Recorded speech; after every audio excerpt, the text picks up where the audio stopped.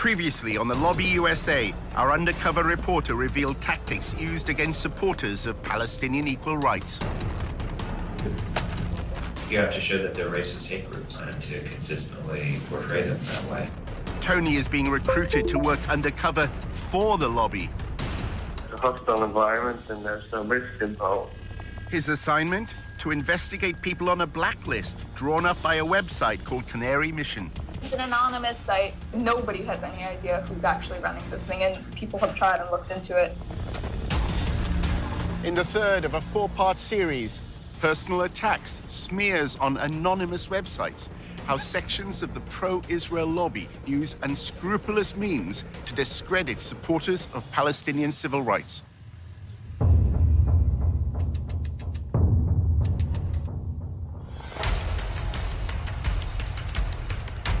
Using an undercover reporter, Al Jazeera's investigative unit infiltrates one of the most powerful lobbies in the world. Getting $38 billion in security aid to Israel matters, which is what AIPAC is doing. We examine how the lobby, led by AIPAC, the American Israel Public Affairs Committee, has secured unwavering support in Congress. Congressmen don't do anything unless you pressure them. And the only way to do that is with money. What the lobby is all about is to make sure that Israel gets special treatment from the United States forever. But after occupying Palestinian lands for half a century, the pro-Israel lobby is facing a new challenge. We called for a full boycott of Israel, divesting from it, and eventually imposing sanctions on it to achieve UN-stipulated rights of the Palestinian people. A movement to boycott, divest, and impose sanctions on Israel, BDS, was formed on American campuses. It seems to be achieving its goals. It threatens future American support for Israel. We believe in justice for all people. That means the occupation has to end. Israel's Ministry of Strategic Affairs responded with a covert operation to defeat BDS. אתה צריך לעשות את זה עם הרבה מאוד עמימות. זה לא גוף צבאי היררכי שאם הרגנו את X, אז כל הגוף מתחתיו לא פועל. The Israeli government leverages Jewish organizations in the diaspora. Absolutely. It's a psychological campaign involving spying and smears. You discredit the messenger as a way of discrediting the message. Just stay on message. And what is that message? BDS is a hate movement. While our reporter monitored pro-Israel groups, he was asked to go undercover for the lobby. You're going into enemy territory. It's not for everybody.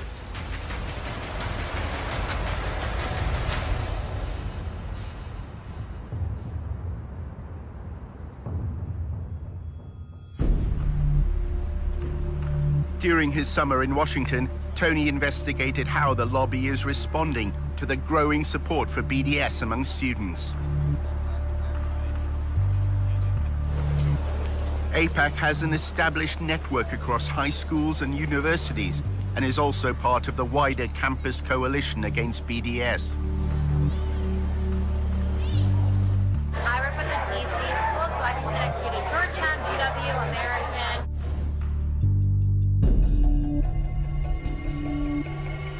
I think that you would really benefit from a conversation with the Israel on Campus Coalition. They also coordinate a lot between organizations. So like AIPAC, we focus on political. We have one very specific, very effective angle for combating BDS, but the ICC pools resources from all of the campus organizations so that like they're tapped in on all angles. The Israel on Campus Coalition is a coordinating group at the front line of the battle against BDS. We built up this massive national political campaign to crush them and to fight back and to fight fire with fire.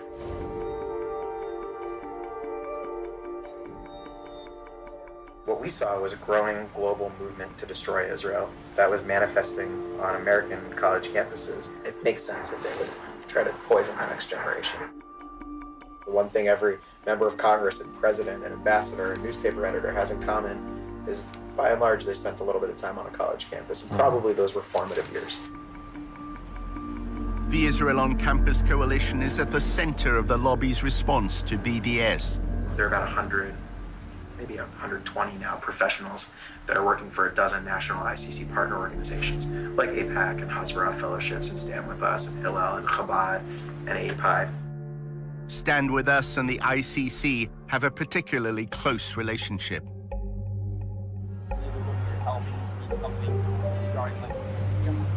The Israel on Campus Coalition, they really oversee like the whole movement. They're sort of the ones that like have the bird's eye view.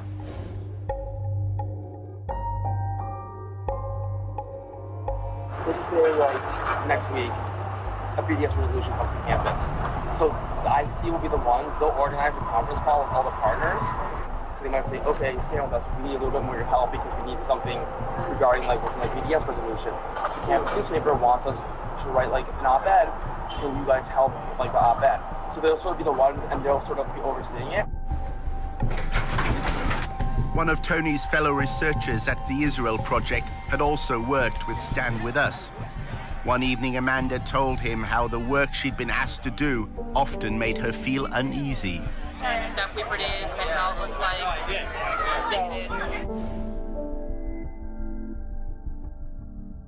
It would be like pictures of Palestinian kids with a knife.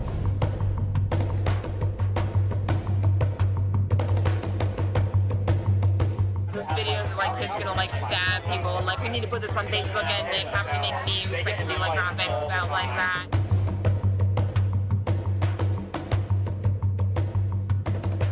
It was in everything. It was in like presentations on Palestinian terrorism that we did for college students and high school students. And it was like on our Facebook pages.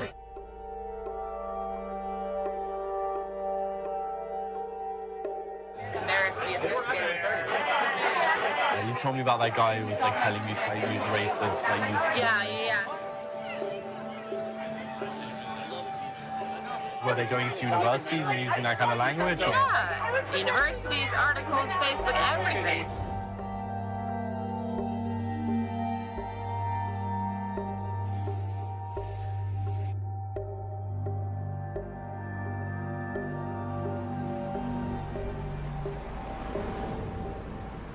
At the Israel Project's offices, Amanda confided further in Tony.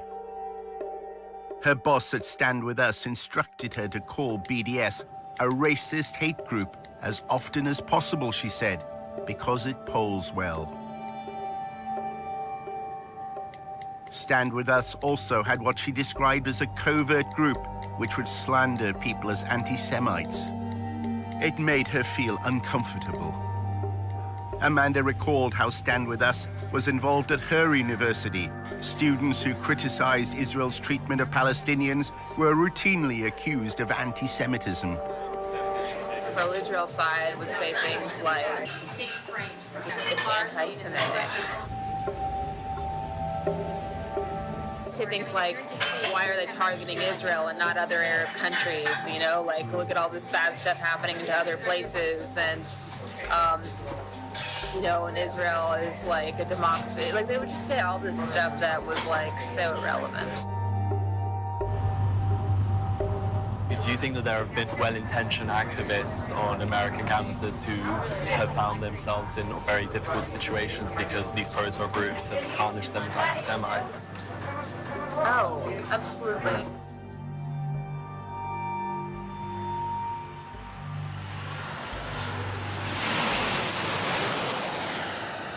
Stand With Us holds an annual conference in Los Angeles.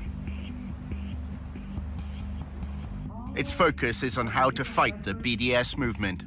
To reveal the true nature of BDS, a venomous, deceitful, anti-peace, anti-coexistence movement that will settle for nothing short of the annihilation of the Jewish state. Jacob Bain from the Israel on Campus Coalition linked BDS to the rise in anti-Semitic hate crimes in America. Anti-Semitism is increasing in general, right? In the same way that we're seeing anti-Semitism increase in the community, we're seeing these awful, terrifying desecrations of Jewish cemeteries. Campus is no exception. At a social event held by a pro-Israel advocacy group, Tony finds out more about Stand With Us. Many here are recent graduates with backgrounds in student politics. I was the chief of staff for my friend who was our student senator.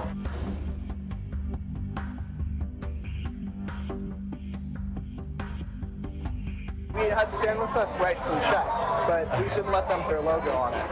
It's just our names on the logo. We didn't want that association because on Berkeley campus, if you don't know, they hate Stand With Us. As well as working behind the scenes to provide funds, Stand With Us helps pro-Israel groups denounce students who support equal rights for Palestinians.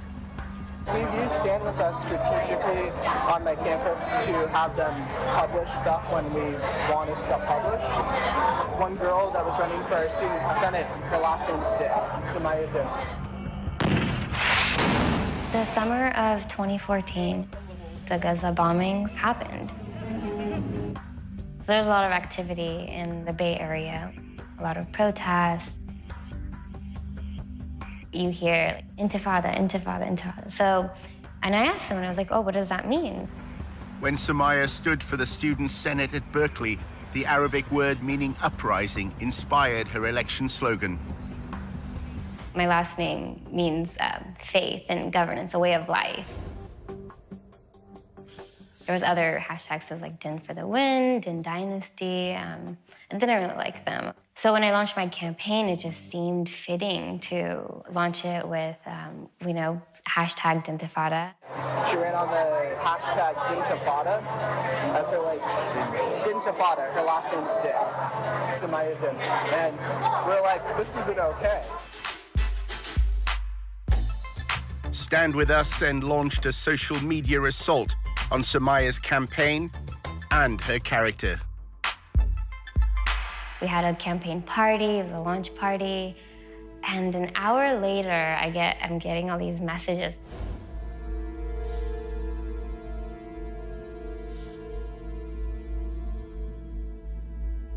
We had Stand With Us attack this girl in an article, at least on their Facebook, right? They shared the screenshots and stuff and talked about, like, this isn't okay.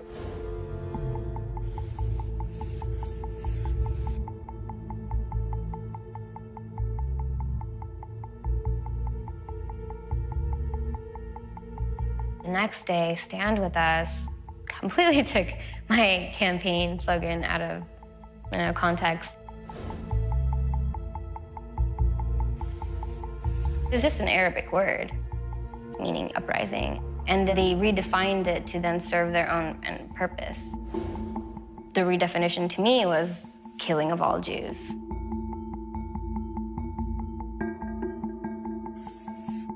Samaya received a barrage of abuse on social media.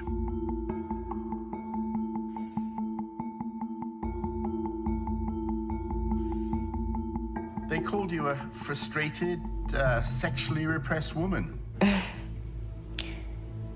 They said you were scum. They wanted to kick you out of the country.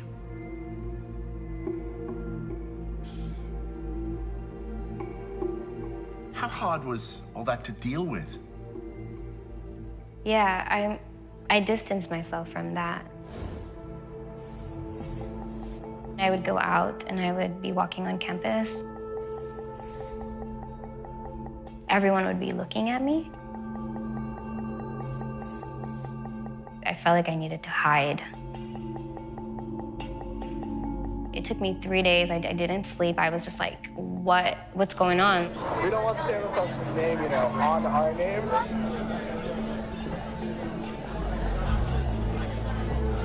They have all sorts of followers, and some of those people are a little crazy.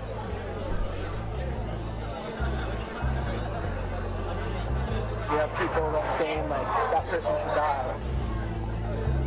This girl was getting death threats. People are like, she's a terrorist, blah, blah, blah.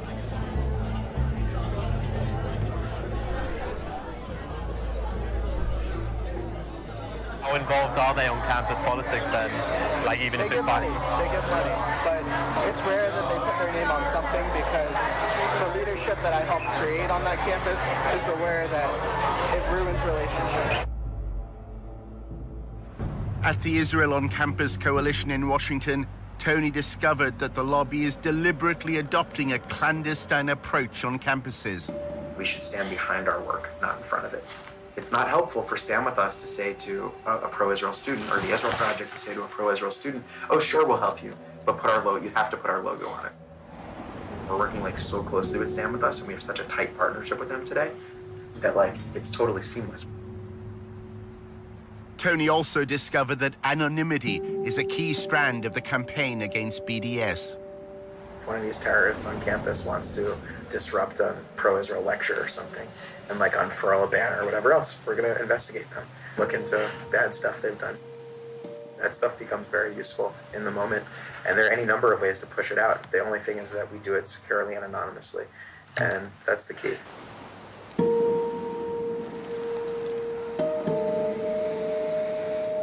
It was a Sunday.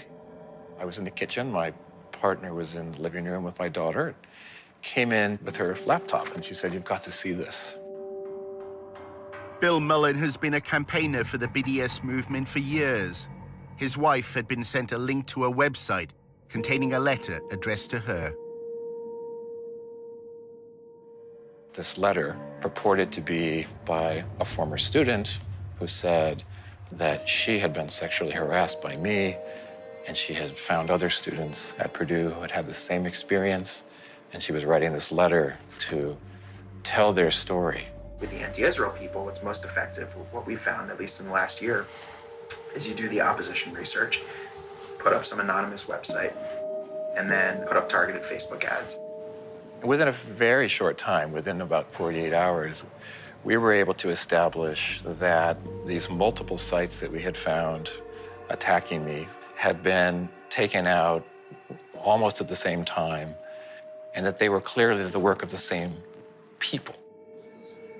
Every few hours, you drip out a new piece of the opposition research. It's psychological warfare. Drives them crazy.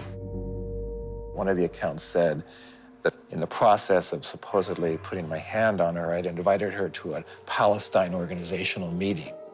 And I thought, well, you're sort of putting your cards on the table there, whoever you are. We found out that a student at Purdue, who I work with, had also been targeted. A former activist with Students for Justice in Palestine agreed to speak only with her face concealed. It said that I would get drunk and go and have sex with multiple guys, and that's just a huge attack on my character and a massive lie. My parents were very upset. They immediately told me to quit my involvement with SJP. They either shut down or they spend time responding to it and investigating it, which is time they can't spend attacking Israel. That's incredibly effective. The main focus was to attack my reputation and my character, pretty much to mess with me so that I don't want to continue my involvement with SJP. It was really an attempt by people who didn't know us to think, maybe I can destroy this marriage at the very least. Maybe I can cause them horrendous personal suffering. The same letter purporting to be harassment to my wife used the name of our daughter. I think that was the worst moment. I think we thought, these people will do anything. They're capable of doing anything. Could you send me some of these websites? I'd be very curious just to see what they look like. I couldn't. You couldn't, okay. But, Canary Mission is a good example. Canary Mission is highly, highly effective to the extent that we monitor the Students for Justice in Palestine and their allies. I remember it was the morning, I was getting ready for school, I was about to graduate at this point, in a pretty cheery mood, I'd say. I got a Facebook message from one of my friends. She goes, "Hey Marcel, I don't mean to freak you out, but I think you should see this." I click on it and then I see it's a picture of me and it's my name and it's a profile about me. When I saw that this was a website dedicated to taking down pro-BDS activists and painting us all as terrorists and anti-Semitic, it was chaos. It was chaos in my mind. What are people gonna think when they look at my name on Google? Are they gonna think I'm a terrorist? Are they gonna think I don't like Jewish people? And they're picking out individuals who they think are critical of Israel, and they're smearing them. And they're telling them that what's going to happen here is if you don't cease and desist from acting like this, we in the end will do much to destroy your career. A few years later, these individuals are applying for jobs within your company. Canary Mission's promotional video threatens to pass these smears on to prospective employers. To ensure that today's radicals are not tomorrow's employees. It was shattering to me because I had to look for a job, I had to start my life, and now I had this website smearing my name before I even got a chance to really make a name for myself. Somebody did contact my employer and asked for me to be fired based on my pro-Palestine activism. They said that, you know, if they continued to employ me, that their values are anti-Semitic. It can be really scary at first. I was mostly harassed via Twitter. They were tweeting me like every 2 or 3 days. They take screenshots, even way back to my Facebook pictures that don't even look like me anymore. Just digging and digging through my online presence. They're terrified of Canary Mission, and it's about time. We had always been afraid of ending up on there. It was like very personal. They see us as such a threat that they have to kind of twist and turn and delve into our personal lives. As if they were trying to scare us into stopping our work. Their Twitter campaign is relentless. Every picture that I post on Facebook, it goes onto one of their websites with every tweet that I put in. Every hashtag I post on Instagram, it goes into one of their files.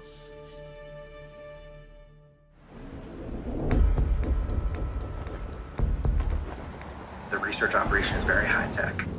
When I got here a few years ago, the budget was like $3,000. Today it's like $1.5 million or more. Probably it's like $2 million even at this point. I don't even know, it's huge. It's a massive budget.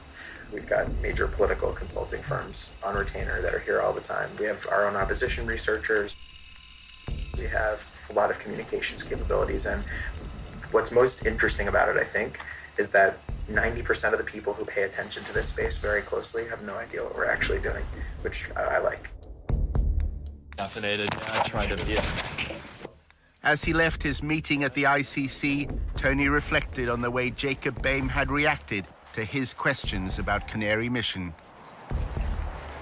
We do it securely and anonymously, and that's the key. It sounds very similar to like a Canary Mission and that kind of thing. Is that, yeah.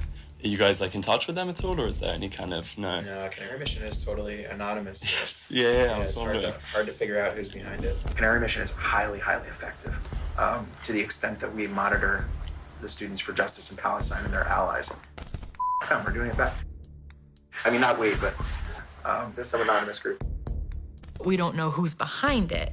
I would ask where they get their money from, because ultimately that tells you where the control is. In part 2, we reveal for the first time who set up and finances Canary Mission. He called a group of us to ask us what we thought. I told him actually I thought it was a bad idea, but he did it anyway. And how the pro-Israel lobby uses smears to try to change American law. Investigate us for what? For doing nothing wrong?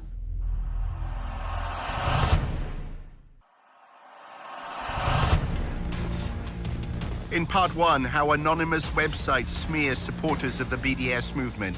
Use the name of our daughter. They're capable of doing anything. It's psychological warfare. Drives them crazy. Not saying ownership, but I think it's that serious. Our undercover reporter, Tony, is having a coffee with Eric, his boss at the Israel Project.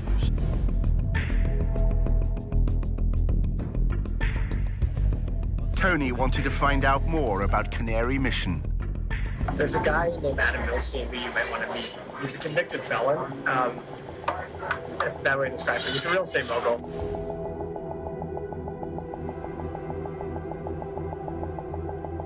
When I was working with him when I was at APAC, I was literally emailing back and forth with him while he was in jail.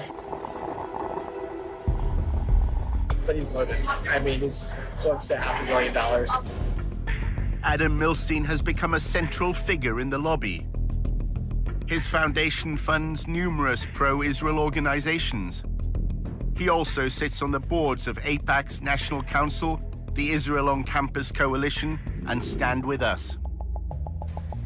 Our reporter filmed him alongside Jacob Boehm from the Israel on Campus Coalition at the Stand With Us conference in Los Angeles. The two men had lengthy private discussions. Milstein is close to probably the wealthiest donor to the pro-Israel lobby, Sheldon Adelson. Adelson's money helped Milstein expand the Israeli-American Council into a major new force within the lobby.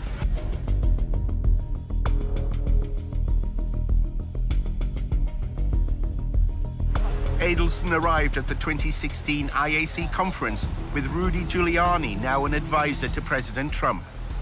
An IAC video from the conference shows Milstein and Adelson discussing their partnership. You said you see the vision and you tell us, go and do it. And we took your orders and we made it happen. And we took your money. There's somebody else around that can give you $50 million? No, there's nobody. Sheldon. Eric is wary of Adelson's relationship with the U.S. president. He's really impulsive. If he gets a call from, Donald Trump, Donald Trump's like, get all the pro organizations to start helping us. He starts twisting their arms and putting pressure on them. Like, I give you $1 million. You better start putting out TV ads. And you're like, what the f***? That's not our goal. It's not our mission. Tony attended the Israeli-American Council's annual conference. At a party, he spotted the IAC's chairman, Adam Milstein. It's very important that we're proud Jews. We're not, I was born Jews, but I'm really not Jew, and I'm not sure I'm proud Jew. We're proud about our history. We have strong connection to the land of Israel. So this Israeli identity is now all over the world. I'm Tony. I'm in the Israel Project with Eric Gallagher. Milstein told Tony how critics of Israel should be handled. First of all, investigate who they are, what's their agenda. They're picking on the Jews because it's easy, because it's popular. We need to expose what they really are, and we need to expose the fact that they're everything we believe in. And we need to put them on the run. Right now, they can do whatever they like, terrorize us, and we are... How do we put them on the run, though? Doing it by exposing who they are, what they are, the fact that they're racist, the fact that they're bigoted, that they're democracy. Do you think there's a good role to just naming them as anti-Semites? Not just anti-Semites, it's too simple. We need to present them for what they really are. They're anti-freedom, they're anti-Christian, they're anti-democracy. And that's what we need to do. Numerous groups from the pro-Israel lobby were attending the conference. An Israeli official gave them a message to pass on to BDS supporters in America. Everybody out there who has to do anything with BDS should ask himself twice, do I want to be on this side or do I want to be on the other side? If I'm submitting to BDS, what would be the effect?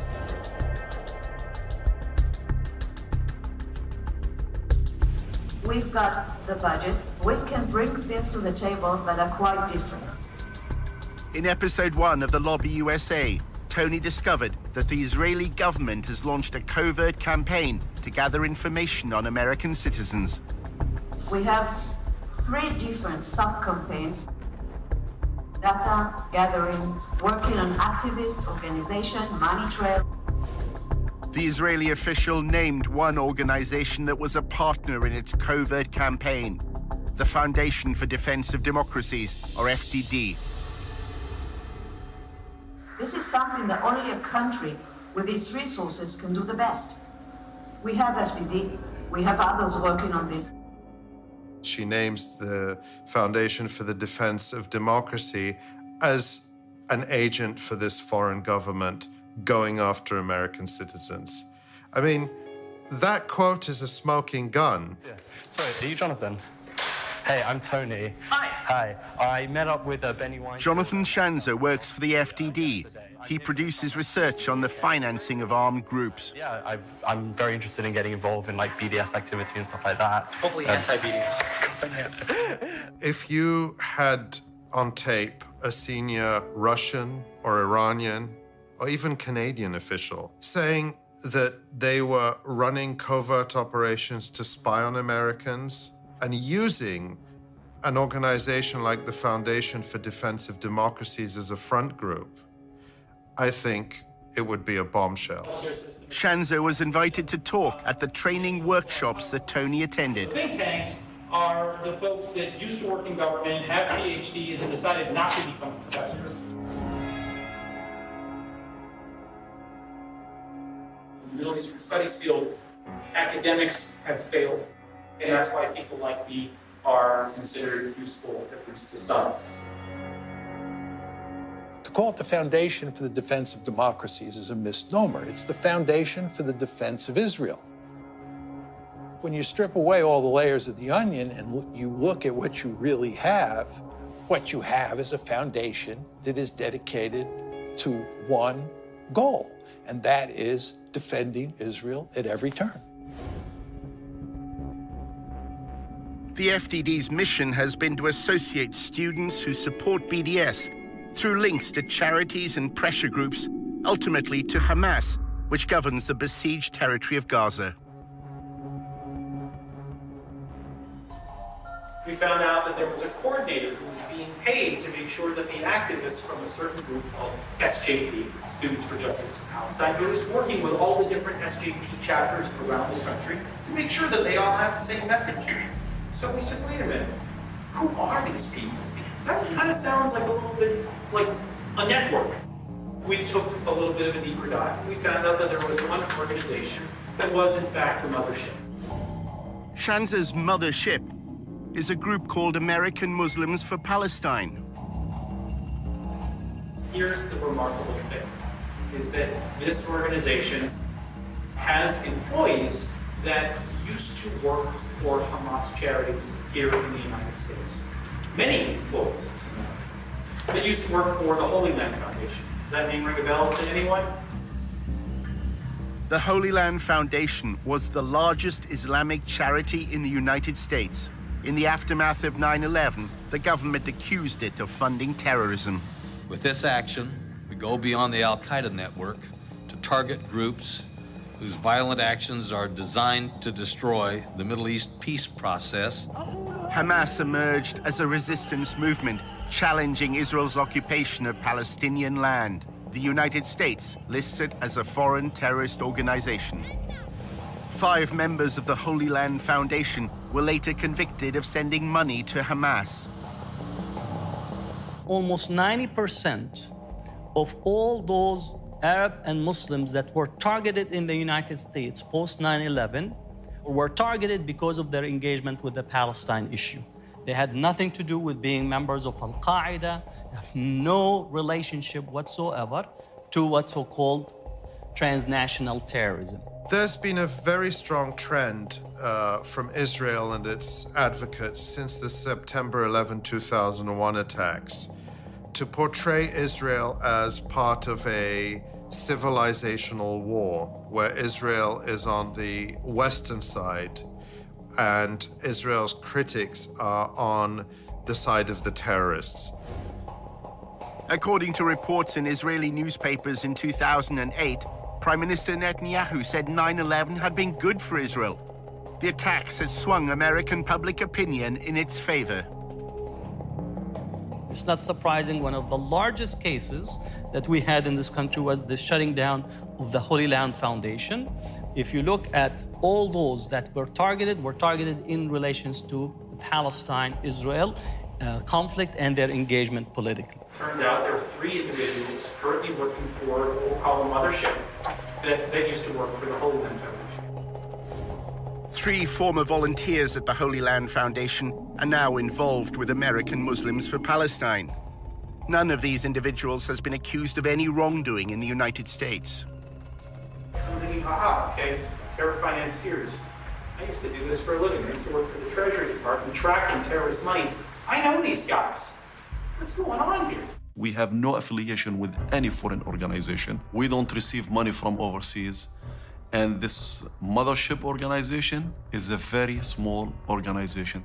But the pro-Israel advocacy class heard another message. Was that the primary driver of the BDS movement in America is all populated by people who are former Hamas charity employees. This is not a grassroots organization. This is not a grassroots movement. It is being coordinated by very bad people, and it needs to be made known. Think tanks like the FDD play an important role for Israel in the media. Their selective use of evidence is often presented as legitimate academic research. They try to educate people to understand that Israel is effectively a Western liberal democracy in the sea of terrorist states, which is the Arab world. The other goal is to intimidate and to smear people.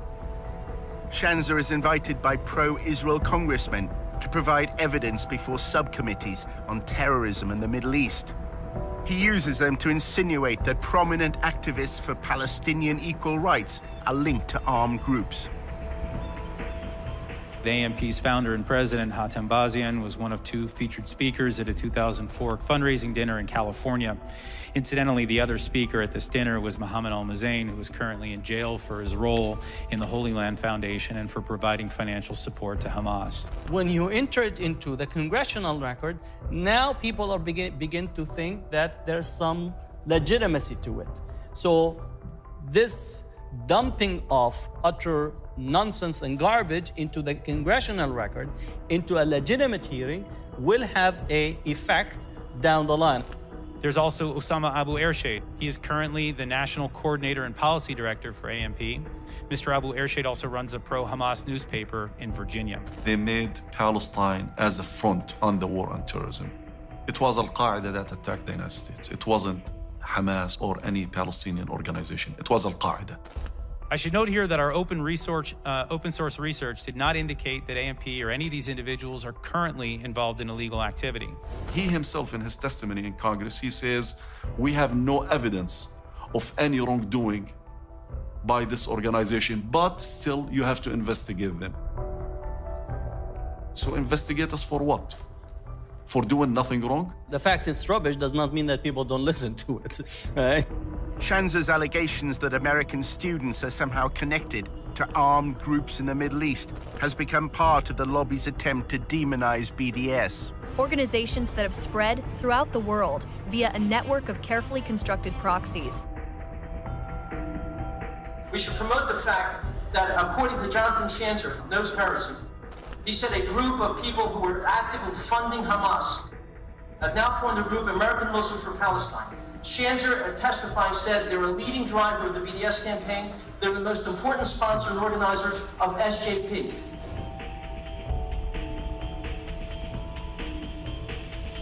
We have to make it clear in every way possible that they are being funded and trained by vicious lovers of Hamas.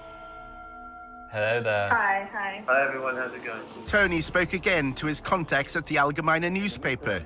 They want him to go undercover at a rally supporting BDS. They want Tony to find a connection between the activists he's supposed to spy on and the Holy Land Foundation. There's a long history of crimes affiliated with the BDS movement that have been judged as such by U.S. courts. For example, the Holy Land Foundation. Are these people still active and present within the movement? Who seems to be the people running the show here? Is there any acknowledgement of any sponsors?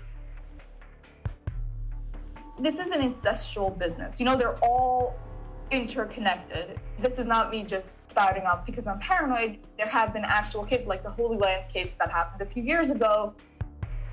A lot of these guys had worked with those people, and they themselves have not yet been indicted, but they're all interconnected.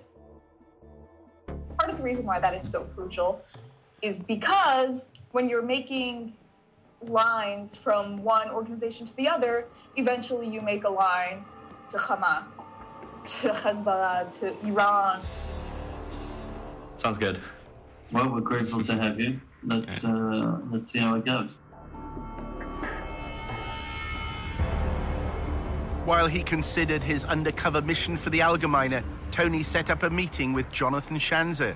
It was at the office of the Foundation for Defense of Democracies. Hey, how are you? I'm good. Good to see you. You too. At their earlier meeting, Schanzer had stressed the importance of links that connected students who support BDS to the Holy Land Foundation and then Hamas. Now he was more downbeat. The lobby is apparently failing in its attempts to discredit the movement. BDS has taken everybody's surprise. It's come up, behind everyone's back and bit them on the ass. Yeah, that's a complete mess. I can tell you that I don't think anybody's doing a good job. We're not even doing a good job. We did some good research, but we haven't figured out how to do anything with it. Schanzer is unhappy that his alleged links between Students for Justice in Palestine and Hamas have not been publicized more widely. The stuff that I shared with your group, our hope was to really, make this something that people could sink their teeth into, but no one has turned it into, no one's weaponized it, is probably the best way of describing it. The slurs the lobby once relied on are no longer working. Personally, I think anti-Semitism as a smear is not what it used to be. Schanzer's now trying to link BDS to a small Palestinian faction that once was involved in militancy, the Popular Front for the Liberation of Palestine. So you got Hamas on one hand, you got PFLP on the other. Sooner or later, this stuff will come to light. What have you found so far? We'll come out with something when I've got enough. We found indications that there could be some research to produce.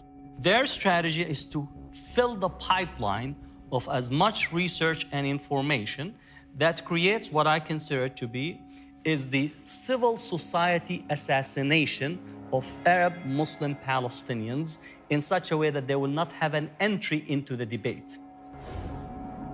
Schanzer claims he's found yet another means of discrediting the BDS movement, this time connecting it to the Muslim Brotherhood. The problem is the Muslim Brotherhood's not an illegal organization in the United States. So you can say that that's bad, but if there's no legal link, there's no, there's no law enforcement angle on any level, then it becomes really hard to win. The Muslim Brotherhood is a loose international movement which endorses the political expression of Islamic values. Congress is now considering designating it as a terrorist organization. They are moving right now with a bill to try to ban the Muslim Brotherhood movement. So the strategy that is being deployed, which is create the demonization, filling the garbage can with as much material as possible, especially from a Congress and Senate. We've been dealing with the radical Islam from the Islamic Republic since 1979, the Muslim Brotherhood since the 1920s. You've got the Islamic State, you've got the Islamic Republic. Their hatred for Israel, their Islamist ideology is what really motivates the terrorism that they carry out. You have to attack their weaknesses better than they attack your weaknesses. That's war. Why they're doing this? Why they're going after our organizations? It's always connected to the issue of Palestine. They always try to connect us, to connect dots that they don't exist. Terrorism is a very effective word. And what a lot of people in the lobby try to do is describe pro-Arab or pro-Palestinian groups as terrorist groups. There's no doubt that when you employ the tactic of identifying Muslim or Arab or Palestinian groups as terrorist organizations, that you're promoting Islamophobia. Schanzer is a popular speaker at the pro-Israel campus events that Tony attends. Hey, how are you? Good to see you. You too. Welcome.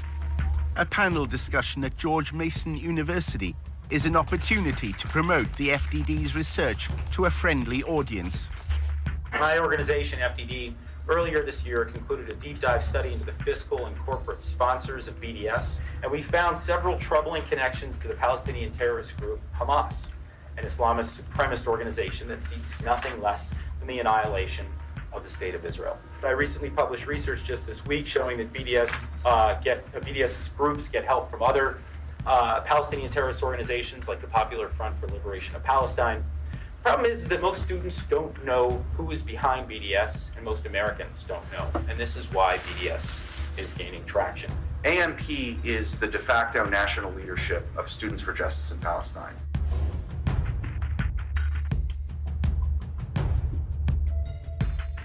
There is an actual direct connection between the people who were involved in raising money for Hamas and people who are involved in BDS activism on American campuses today. Pollock claims that SJP is just a front to hide the real agenda of American Muslims for Palestine. You'll notice their name is Students for Justice in Palestine. You don't hear the word Islamic, you don't hear the word Muslim in that name, and you hear the word justice, which is kind of a buzzword on campuses today. Everyone's for justice, right? You're not for injustice. The crowd that's kind of behind the scenes is actually a very Islamic radical cause.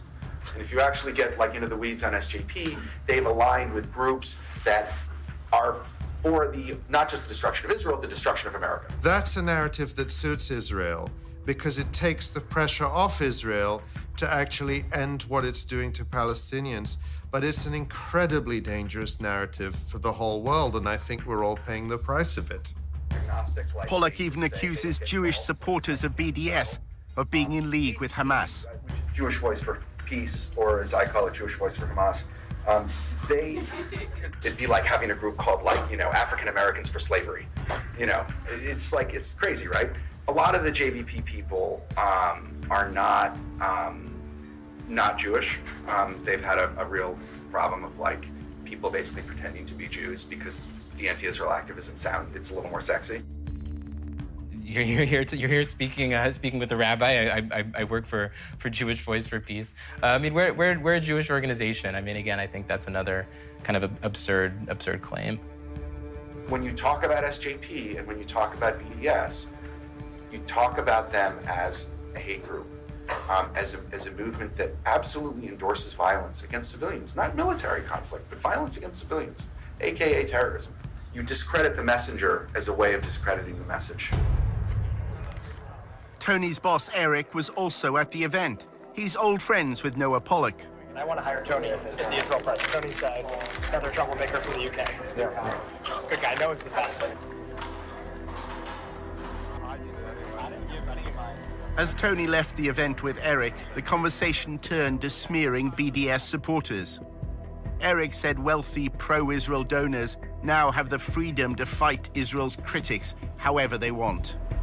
In this country, you have these billionaire types who are starting to realize, like, oh wow, I don't need to participate in the Republican or Democratic parties. I could build my own apparatus and have influence from Los Angeles or Detroit. And Al Milstein's one of those guys. And he funds the Israel Project. He does a lot of great work. Eric then made a remarkable claim when Tony asked about Canary Mission. Who are the people involved with them? It's him. Adam Milstein. Yeah, I don't know who he hired to oversee it. Adam Milstein. He's the guy who funds it. We need to expose the fact that they're anti-everything we believe in. We need to put them on the run. So Adam Milstein, he funds the Israel Project and he's funding the Canary Mission website. Yeah, which is interesting because it makes it seem as though we're a part of it, but we're not. Actually, I was involved with the effort to start the Name and Shame. He called a group of us to ask us what we thought. I told him actually I thought it was a bad idea, but he did anyway. They've lost the political argument. They can now do nothing but resort to personal smears against us. They can't engage us in discussions of the occupation. They can't defend apartheid. They can't defend the bombings in Gaza, but they can try to destroy our lives. Kind of really desperate and pathetic almost, you know, going after students, trying to compromise their futures because they're trying to fight for social justice. I know a guy actually is working with Adam on all sorts of digital spying. There's a group of like anonymous people who have a very sophisticated digital strategy for exposing these people and making sure that stuff stays with them. Yeah. There's no one on their side doing it, so you don't have to worry about your reputation.